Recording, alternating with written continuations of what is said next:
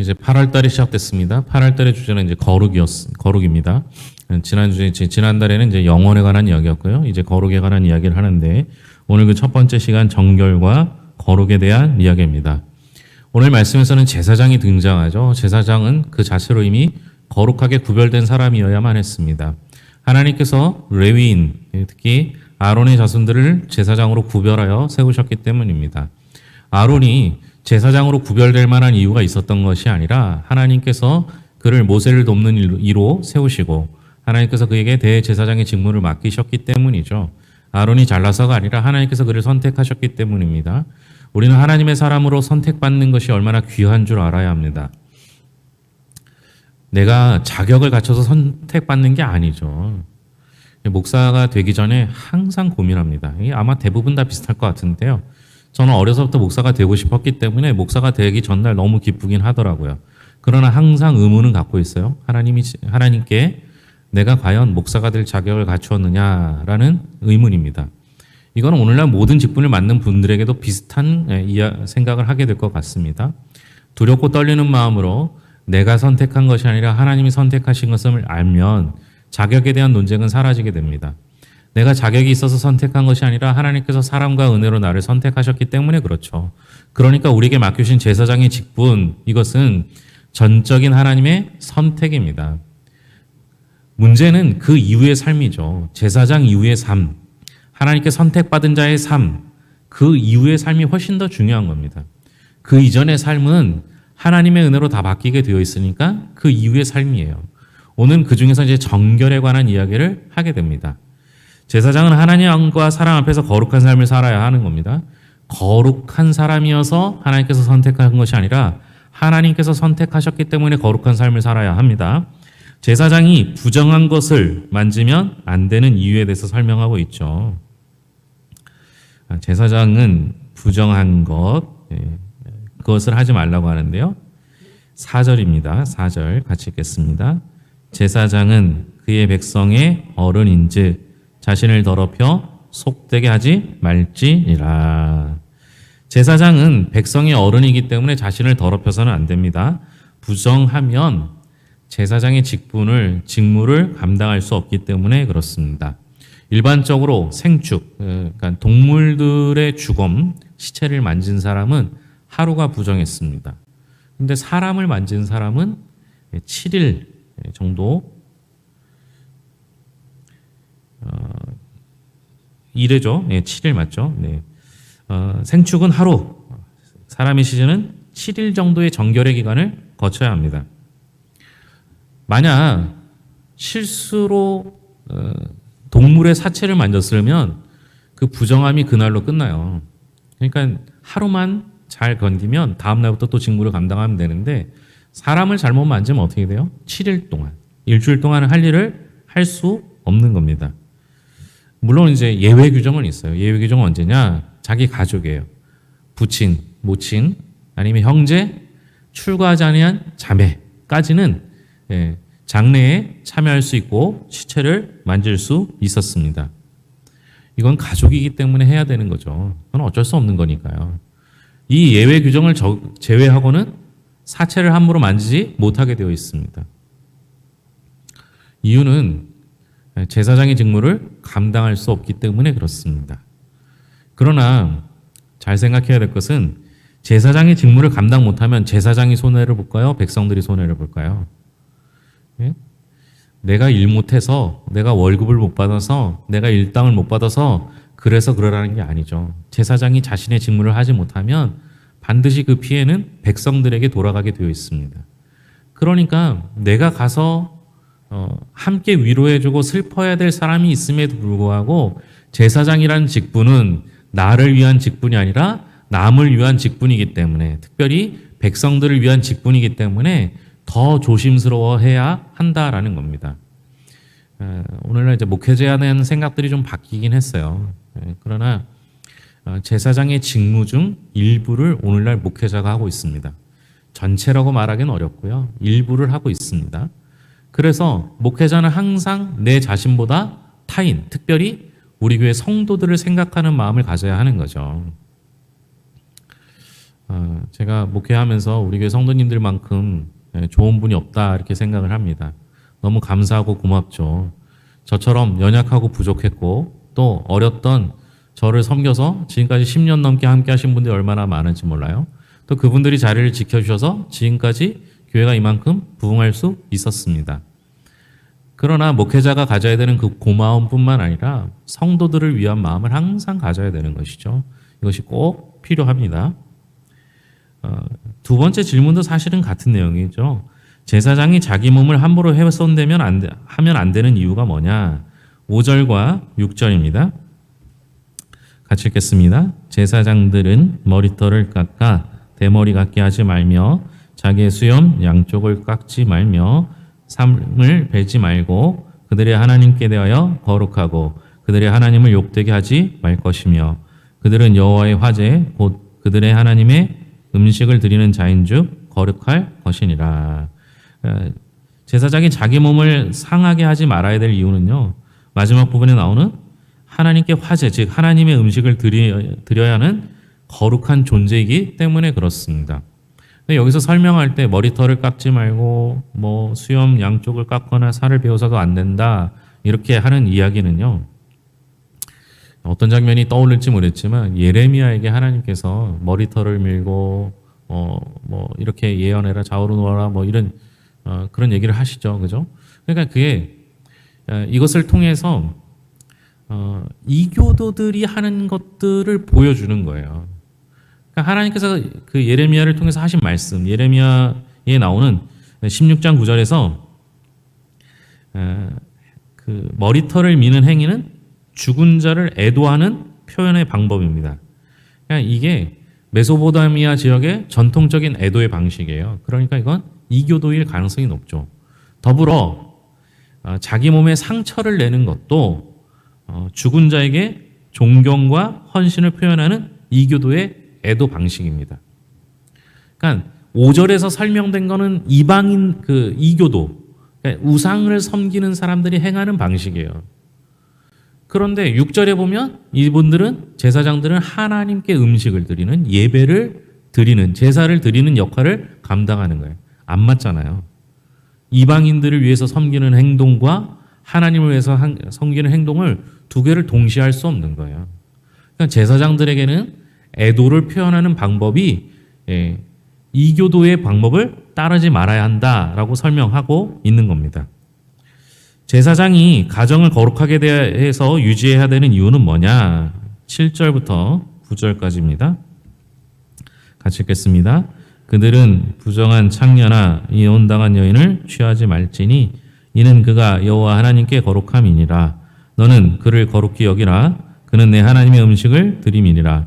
너는 그를 거룩히 여기라. 너희를 거룩하게 하는 나 여호와는 거룩함이니라. 어떤 제사장의 딸이든지 행음하여 자신을 속되게 하면 그의 아버지를 속되게 함이니 그를 불사를 지니라. 제사장이 가정을 거룩하게 유지해야 되는 이유는요. 제사장은 거룩하신 하나님을 닮아 일상생활에서도 거룩하게 살아야 하는 존재이기 때문에 그렇습니다. 그래서 하지 말아야 될 것들이 있는데 그건 부정한 여인, 창녀와 결혼할 수 없는 겁니다. 또한 남편에게서 쫓겨난 여인과 결혼할 수 없는데요. 개정개혁에서 이게 표현된 이혼당한이라는 표현은요. 원어적인 표현에는 쫓겨난 여자. 그러니까 이혼당한 여자 이게 아니라 쫓겨난 거예요. 왜 쫓겨났느냐? 문맥상으로 봤을 때 음행하여 쫓겨난 사람. 이 사람을 음행으로 인해서 쫓겨난 이 여인과 결혼할 수 없다. 이렇게 이야기한 것이죠. 또한 제사장의 딸 역시 자기 몸을 음행으로 더럽혀서는 안 되는데요. 만일 제사장의 딸이 창녀처럼 행동한다면 그녀를 불태워야 한다 이렇게 말합니다.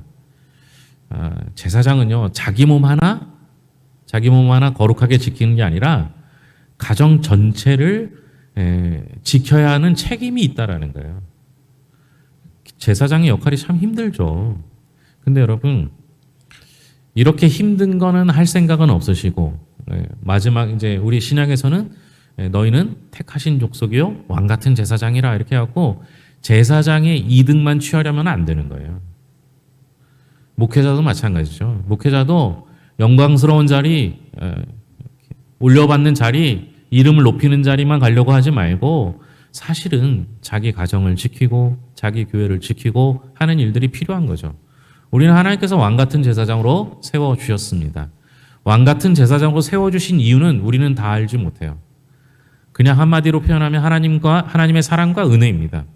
우리가 선택받은 이유는 그거 외에는 다른 걸 설명할 길이 별로 없어요. 그런데 이제 우리가 하나님께서 선택하신 왕 같은 제사장이 되었더라면 우리를 구별하여 하나님 앞에 드려야 할 뿐만 아니라 하나님께 우리의 가정까지 드려 구별할 수 있어야 한다라는 겁니다.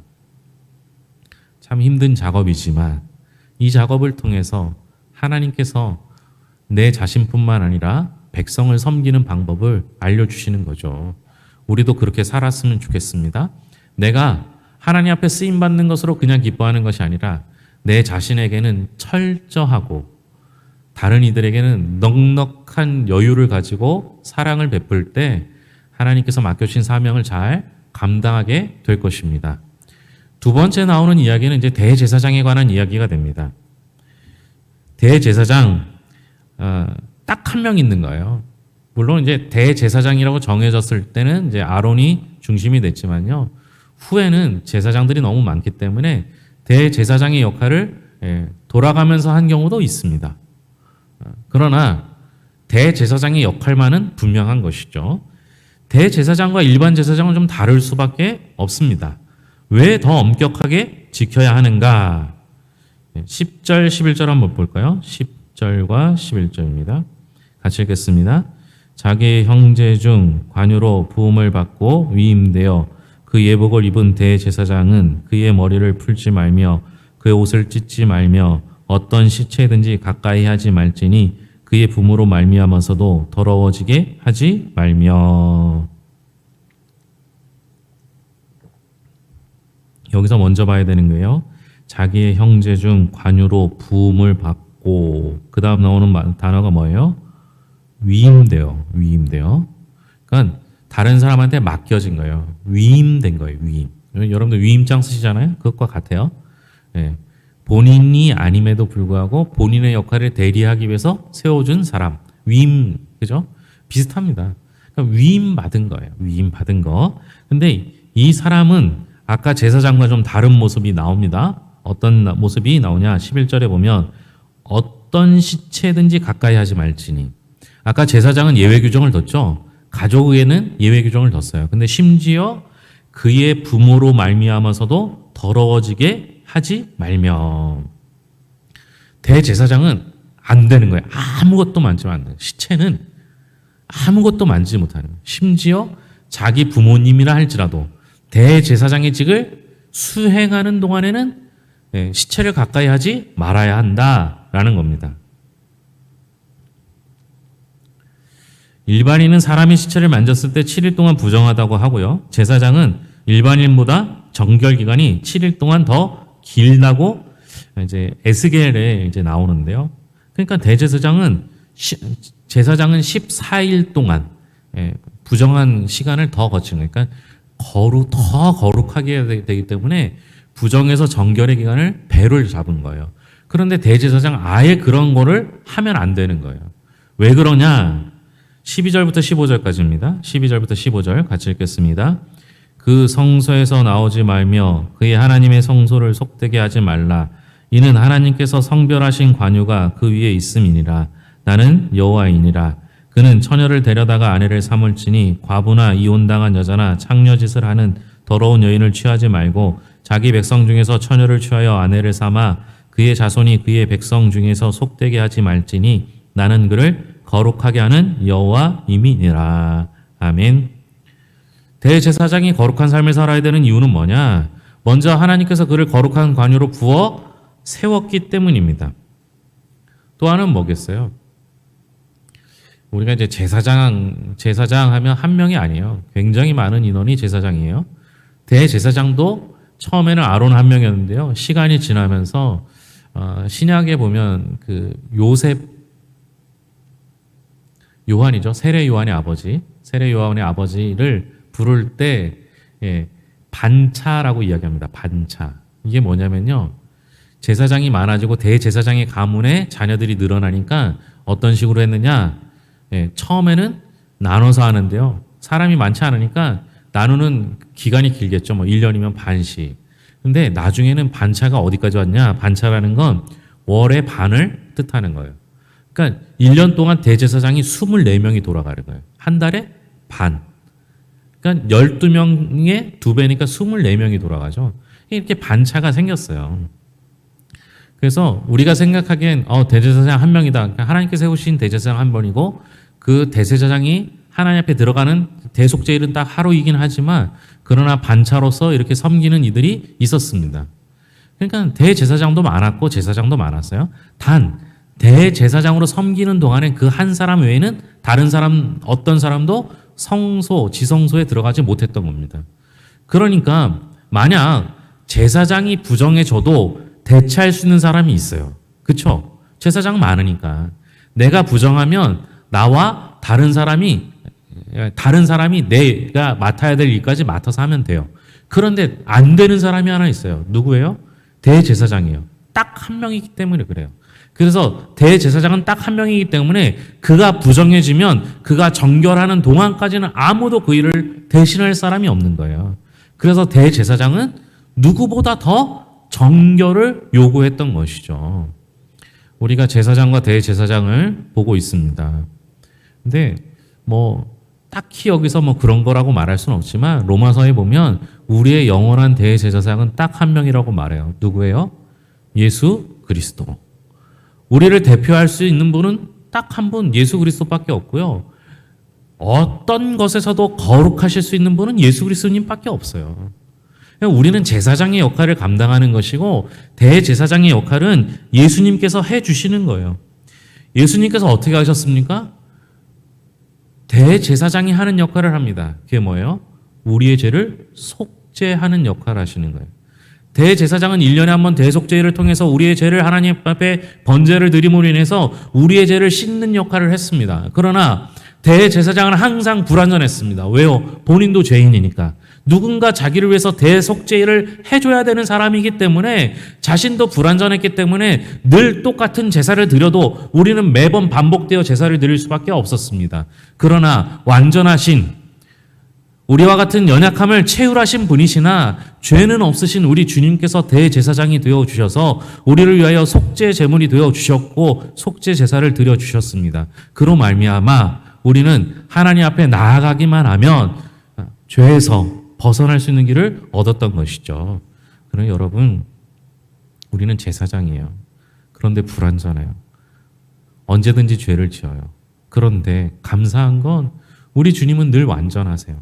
그래서 주님 앞에 나아가기만 하면 주님께서는 우리의 죄를 속해 주세요. 거룩을 유지하기 위해서 우리 주님께서는 아버지 되신 하나님으로부터 버림받아 우리를 위하여 죽기까지 순종하셨던 그 놀라운 사랑으로 말미암아 우리가 회복되게 되어 있는 거예요. 늘 우리는 제사장이지만 완벽한 대제사장이신 주님 앞으로 나아가면서 주님을 통해서 회복의 은혜를 경험해야 하는 것이죠. 여러분이 부족하다는 거 물론 부족하죠. 그러나 여러분도 하나님이 세우신 각각의 가정에서 각각의 직장에서 여러분들은 제사장의 역할을 하셔야 합니다. 그러나 그것으로 완벽해지는 것이 아니라 주님 앞에 나와 매일매일 매 순간순간 매주 주님 앞에서 깨끗이 씻음을 받고 주님께서 맡겨주신 제사장의 역할을 잘 감당하는 성도들이 될 수 있기를 바랍니다. 구별하여 하나님 앞에 드리는 성도들이 되기를 바랍니다. 기도하겠습니다. 하나님 아버지 감사합니다. 우리는 부끄럽지만 하나님 앞에 제사장입니다. 그래도 우리는 불완전하기에 늘 주님 앞에 나와야 합니다. 주님께 엎드려야 합니다. 주님께 구하여야 합니다. 내 힘과 능력이 아닌 주님의 놀라운 사랑과 은혜로 말미암아 회복되는 은혜를 경험케 하여 주시옵소서. 하나님 아버지, 배가 아프고 머리가 아프고 다리가 아픈 이들이 있습니다. 발 뒤꿈치가 아파 고생하는 이가 있습니다. 무더위로 인해 지쳐가는 영혼이 있습니다. 주변에 코로나로 인해 고통당하며 고생하는 이들이 있습니다. 주여 돌보시고 함께하여 주셔서 이 모든 일들 가운데 하나님의 고치심을 경험케 하여 주시옵고 우리의 연약함을 깨닫고 하나님 의지하며 살아갈 수 있도록 돌보아 주시옵소서. 오늘 예배를 통하여 주신 말씀 거룩하게 구별하라는 하나님의 말씀을 듣고 깨닫고 날마다 주의하며 살아가게 하여 주셔서 구원받을 때는 자격 없이 받은 은혜이지만 구원받은 이후의 삶은 주님을 따라가는 삶, 주님을 닮는 삶, 하나님의 나라를 꿈꾸는 삶으로 살게 하여 주시옵소서. 모든 것을 예수님의 이름으로 기도합니다. 아멘.